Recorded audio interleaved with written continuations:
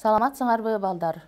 Бүгүн 9 класстын геометрия предмети боюнча 4 чейректин темаларын баштайбыз. Бүгүнкү темабыз призманын бетинин аянты жана көлөмү.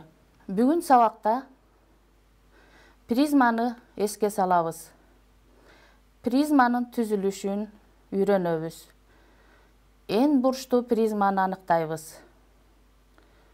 Түз сызык менен тегиздиктин перпендикулярдуулугун эстейбиз.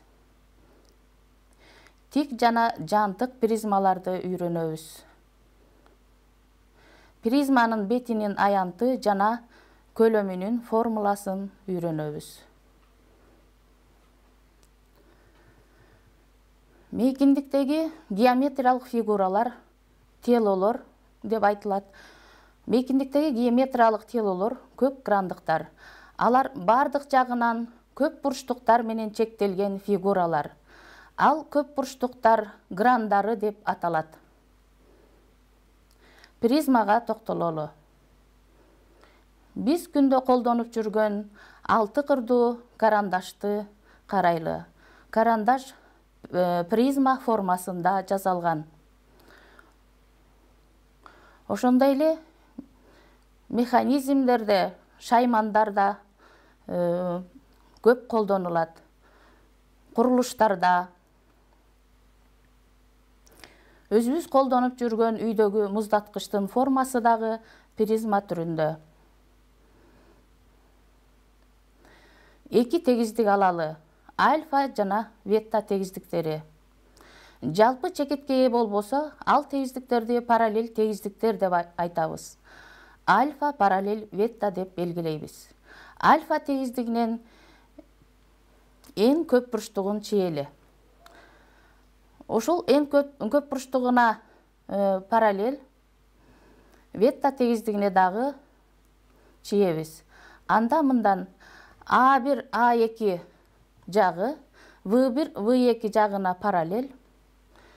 Ошондой эле АН, А1 параллель ВН, В1 болот. Тегиздиктеги эки түз сызык кесилишпесе, ал түз сызыктар параллель түз сызыктар деп аталат.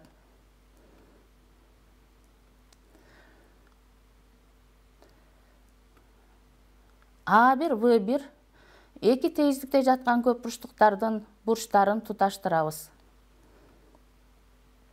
А1, В1 менен, А2, В2 менен жана башка АН, ВНди туташтырабыз. А1, А2, В2, В1 жана башка АН, А1, В1, ВН келип чыгат. А1, А2, В2, В1 жактарын карайлы. Чийме боюнча А1, А2, В1, В2 барабар. Ал экөө кесилишпегендиктен А1, А2, В1, В2 параллель. Ошондуктан А1, В1, А2, В2 барабар. А1, В1, А2, В2 параллель деп алабыз. Мындан А1, А2, В2, В1 параллелограммы болот.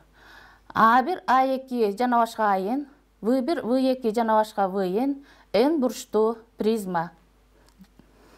Эн бурчтуктун эки граны барабар, ал эми калган эн грандары параллелограмм болсо, анда мындай көп грандык эн бурчтуу призма деп аталат. Барабар эн бурчтуктары призманын негиздери деп аталат. Призманын каптал грандары параллелограмм болот. Призманын негизинин жактары болбогон, каптал грандарынын жактары призманын каптал кырлары деп аталат. А1, А2, АН, В1, В2 жана башка ВН эн бурчтуу призма. Призманын эки негизи бар.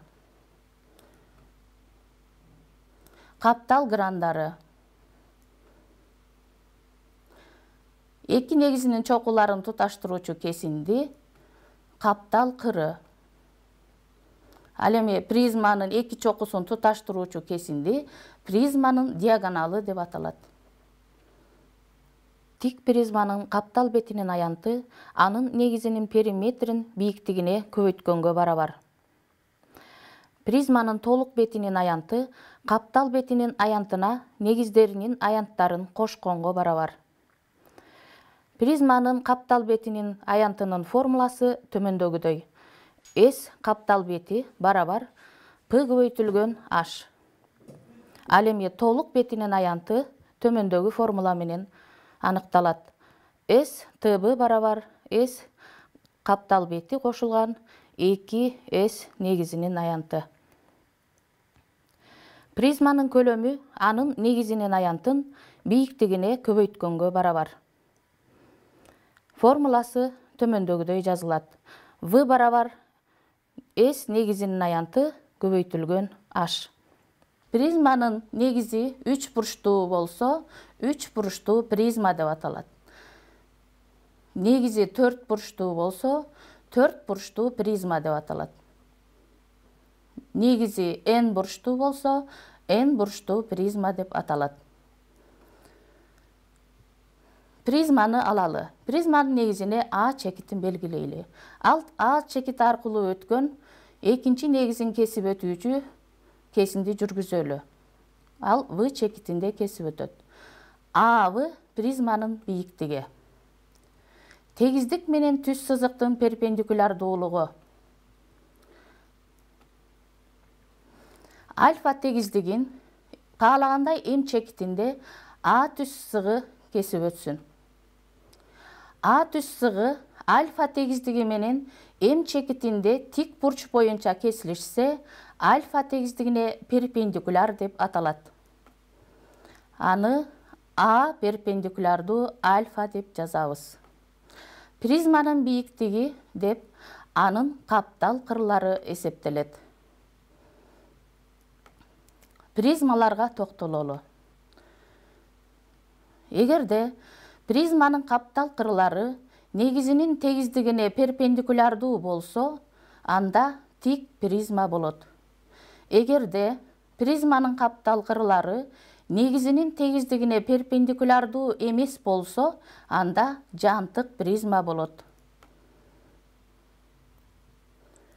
Тик призма бул жантык призма. Тапшырма. Кайсынысы 5 бурчтуу призма, кайсынысы тик бурчтуу призма экенин көрсөткүлө. Негиздери кандай көп бурчтук? Асын карайлы.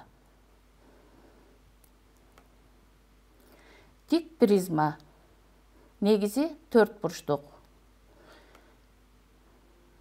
Б'сы 5 бурчтуу призма, негизи 5 бурчтук. Кийинки тапшырмага көңүлүбүздү буралы. Тик бурчтуу параллелепипедтин 3 өлчөмү 4 метр, 2 метр жана 6 метр. Көлөмүн эсептегиле. Чиймесин чийип алабыз. Чыгаруу. H барабар 6 метр бийиктигин белгилеп алдык. А барабар 4 метр. В барабар 2 метр. Анда көлөмдүн формуласын жазып алалы. В барабар S негизинин аянты көбөйтүлгөн H-ка. Негизинин аянтын таап алабыз.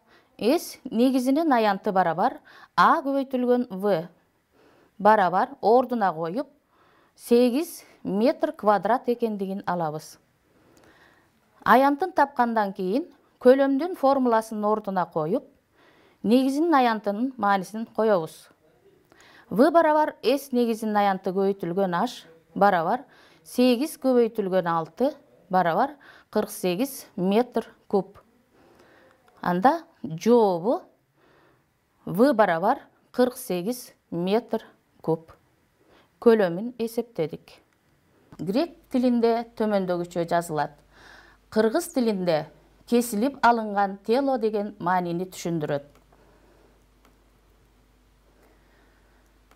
Мен бөлмөмдү караңгылаттым. Жана кичинекей күндүн нурун өткөрө турган 3 грамдуу айнектин бөлүгүн же призманы алдым. Күндүн шооласына тостум. Мен карама каршы жактагы дубалдан ар түрдүү өңдөгү нурларды көрдүм. Ал спектрлер. Жаандын миллиарддаган майда тамчылары кичинекей призма түрүндө тамчылайт. Күндүн нуруна чагылышып, күн желесин же радуганы берет. Призма көптөгөн курулуштарда, ар түрдүү механизмдерде жана станоктордо колдонулат. Оптикада ар түрдүү аталыштагы призмалар бар. Бронинг Резерфордтун призмасы, Амичтин призмасы, Аббе призмасы, Лемандын призмасы, Фуко призмасы жана башка ондогон атайын оптикага арналган призмалар бар. Бүгүн призманы өтүүдө эң бурчтуу призманы аныктап алдык. Призманын түзүлүшүнө токтолдук. Аны үйрөндүк. Призманын негиздерине карай аталыштарын үйрөндүк. Призманын бийиктиги деп анын каптал кырлары эсептелерин билдик. Призманын каптал кырлары негизинин тегиздигине перпендикулярдуу болсо, тик призма деп аталаарын үйрөндүк. Призманын каптал кырлары негизинин тегиздигине перпендикулярдуу эмес болсо, жантык призма экендигин билип алдык. Үйгө тапшырма. Китебиңердеги 236 бетте номер 1, номер 5 көнүгүүлөрдү аткарасыңар. Бул көнүгүүлөрдү аткарып, өзүңөрдүн предметтик мугалимиңер менен байланышып, текшертип аласыңар. Ушуну менен бүгүнкү сабагыбыз аяктады. Саламатта болгула.